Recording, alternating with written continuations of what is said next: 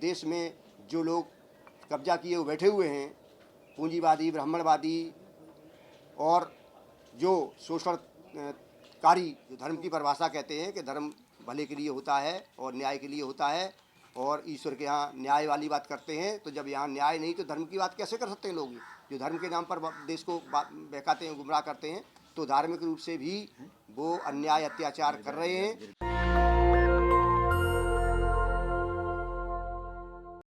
न्यायपालिका का बहुत बड़ा रोल है और हम तो ये कह रहे हैं कि सबसे बड़ा ही रोल है। इसमें 90% जो जनता है देश की, SC, ST, OBC माइनॉरिटी की, उसका प्रतिनिधित्व न के बराबर है। और इतिहास साक्षी है कि हजारों साल से इन लोगों के साथ में भेदभाव बहुत ही गंभीर स्थिति में रहा है और अनटचेबिलिटी पूरा इतिहास है। देखना, छूना और इनको अपमानित शब्दों से पुकारना इस देश का इतिहास प्रमाण है। और पूरे दुनिया में परिवर्तन आया डेमोक्रेसी के माध्यम से, और इस देश में डेमोक्रेसी तो आई, लेकिन जो डेमोक्रेसी वास्तव में जो यहाँ का न्याय तंत्र है उसके माध्यम से ही संभव है। उस न्याय तंत्र में इस 90% वालों का कोई रोल नहीं है। इससे स्पष्ट होता है कि देश की बहुत गंभीरतम समस्याओं में एक है कि न्याय व्यवस्था में, यानी न्यायपालिका में हिस्सेदारी, हम आरक्षण क्या कहें उसे, संविधान में आरक्षण शब्द नहीं है, प्रतिनिधित्व है और हम इसको हिस्सेदारी कह सकते हैं सीधी भाषा में। तो जब उसका वहाँ न्यायपालिका में प्रतिनिधित्व और हिस्सेदारी ही नहीं है तो उसको न्याय कहाँ से मिलेगा? क्योंकि हमने शुरुआत यहीं से की थी कि देश के लोगों की जो मानसिकता है वो इंसान को जानवर से बदतर समझने की है। और इतिहास साक्षी है कि कुत्ता बिल्ली को पुचकारते रहे, आदमी को छूत कहते रहे, और अपने घरों में सुलाते रहे, पुचकारते रहे, बिस्तरों में सुलाते रहे, गाड़ियों में घुमाते रहे और आज भी घुमा रहे हैं। तो और व्यक्ति को कह दिया किसी की शक्ल से नफरत है देखने से, और किसी की छूने से अपवित्र होता है, किसी को देखने से पवित्र होता है। ये देश में पुराने हमारे ग्रंथों में लिखा हुआ है, डिटेल में उसमें नहीं जाएंगे, कि इस देश में छुआछूत, ऊंच नीच ये बहुत गंभीर समस्या रही है। तो उसका एक असर जो कहते हैं कि जीन्स में, यानी मिट्टी में और उसकी बुनियाद में, ब्लड में कहिए, वो चीज़ें रहती हैं, वो आज भी विद्यमान हैं कि न्यायपालिका में क्यों नहीं हिस्सेदारी है। और न्यायपालिका में मुख्य टॉपिक तो हिस्सेदारी का है। बाकी तो जो व्यवस्था बदली गई है कि 1981 में कोई ऐसी विशेष समस्या नहीं थी। उसके बाद से जब जनता दल की यानी 90% लोगों की सरकार आई, जिसका नेतृत्व सत्ता में VP सिंह जी प्रधानमंत्री के रूप में कर रहे थे, तो लोगों ने समझा, ब्राह्मणवादी व्यवस्था के लोगों ने, जमींदारी वाले या पूंजीवादी या शोषण जो तंत्र चलाते हैं जिनका हजारों साल का इतिहास है, उन्होंने कहा कि अगर ये ऐसा ही बना रहा तो राष्ट्रपति की सलाह से इसमें जो 90% वालों के हैं वो लोग जज आ जाएंगे, तो ये न्याय ले पाएंगे और सम्मान से जी पाएंगे। तो ये वो नहीं चाहते थे।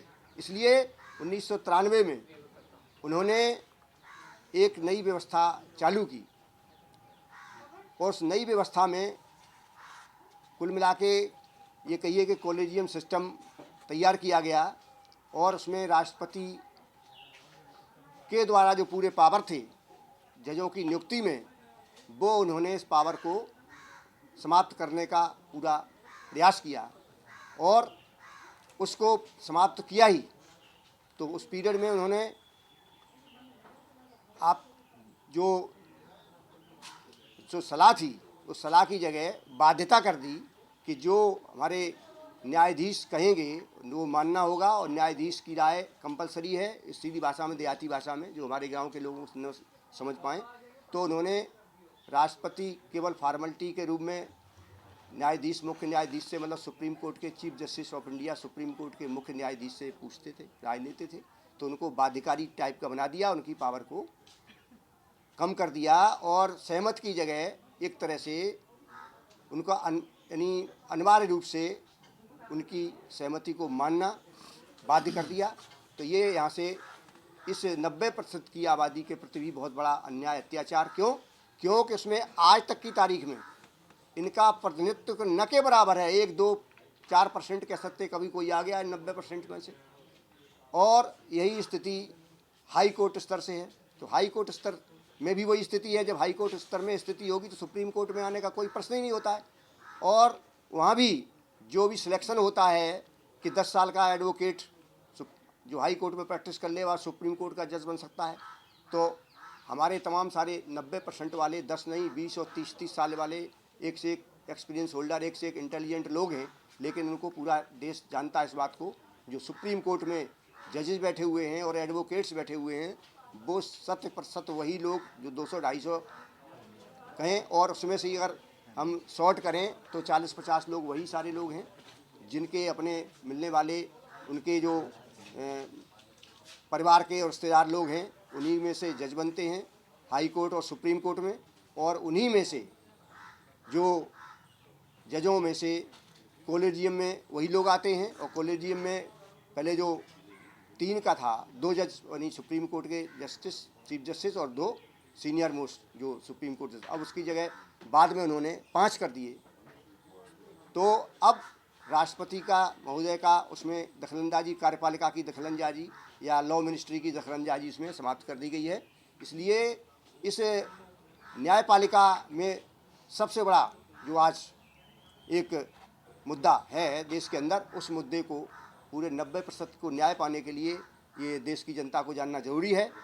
और उस देश की जनता अब धीरे धीरे जान भी रही है और उसको पूरे देश में इस अभियान को चलाया जा रहा है कि जहाँ जुडिशरी में साधारण व्यक्ति जो यहाँ इतनी फीस भी है, एडवोकेट्स की जो सीनियर मोस्ट एडवोकेट हैं उनकी कई लाखों में फीस होती है। कोई भी मैटर होता है, प्रॉपर्टी का हो या यानी आजीवन कारावास या मृत्युदंड का किसी प्रकार का भी मामला बनता है, तो साधारण व्यक्ति जो एडवोकेट्स वगैरह भी हैं और उनकी फ़ीस इतनी बड़ी है कि वो साधारण व्यक्ति 90% वाला कई लाखों में एक आध कोई अगर उसको बहन कर सकता है तो कर पाएगा। इसलिए जुडिशरी में जब तक पूरी तरह से 90% के लोगों की हिस्सेदारी या प्रतिनिधित्व संवैधानिक अधिकार है उनका, और जनतांत्रिक अधिकार है, मानवीय अधिकार है, और जिसको लोग अगर धर्म कहते हैं तो धार्मिक अधिकार भी है।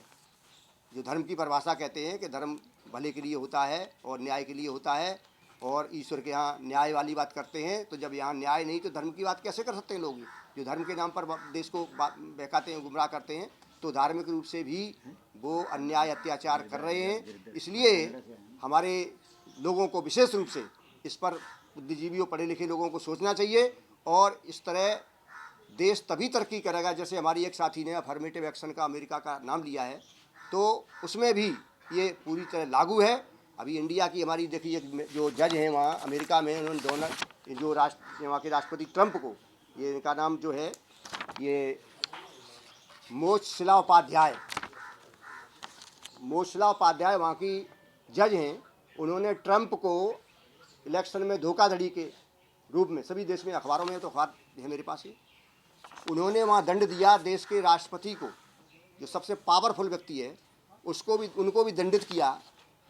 तो वहाँ जब इंडिया का या किसी देश का जज वहाँ है, उसको पावर है कि वहाँ के राष्ट्रपति को भी जो गलतियाँ कर रहा है, अन्याय कर रहा है, अत्याचार कर रहा है, अपराध कर रहा है, उसको दंड देने की हैसियत है एक इंडिया के जज की, जो धार है साक्षात। हमने नाम बता दिया और सभी देशवासियों ने पढ़ा भी, पेपरों में आया और है भी आज रिकॉर्ड में।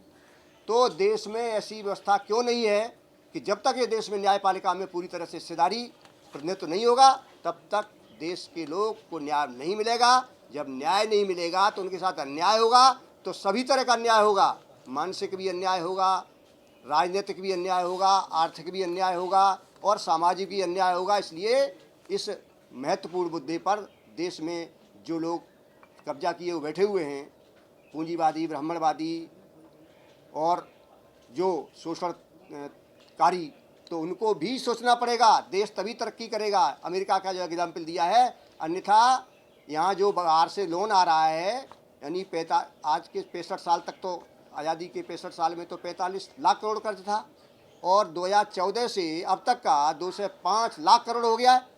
तो ये कौन देगा ये कर्जा? ये देश के गरीब लोग ही कर्जा देते हैं। देश के गरीब लोग को जो सामान खरीदते हैं, जो कमाते हैं, उसका आधा पैसा टैक्स के रूप में सरकार के पास जाता है, उसी से जाएगा।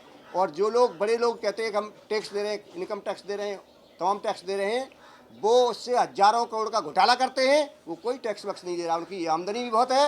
नंबर 1 नंबर 2 का तो हिसाब सभी जान ही रहे हैं कि कमीशन खोरी ऐसा कौन सा नहीं जानता है कि भाई कि कौन से बड़े बड़े ठेकों में कमीशन नहीं लिया जाता, कौन सा इंजीनियर ठेका नहीं लेता है, वो कमीशन नहीं लेता ठेकों में, कौन सा अधिकारी ठेका नहीं लेता है। इसलिए जो बड़े टैक्स की बात कर रहे हैं वो सब फर्जी टैक्स हैं। असली टैक्स जनता देती है, वो टैक्स ज़्यादा घोटाला कर रहे हैं।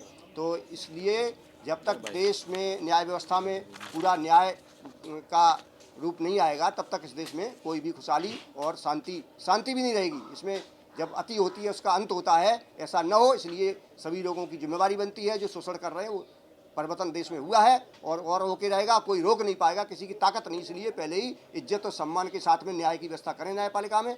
नेशनल दस्तक की आपसे गुजारिश है कि अगर इसको बचाना चाहते हैं तो नेशनल दस्तक को सब्सक्राइब करने के लिए रेड कलर के सब्सक्राइब बटन को दबाएं, फिर बेल आइकन की घंटी दबाएं। नेशनल दस्तक को बचाने के लिए बहुत जरूरी है कि हर खबर को शेयर करें, लाइक करें, कमेंट जरूर करें।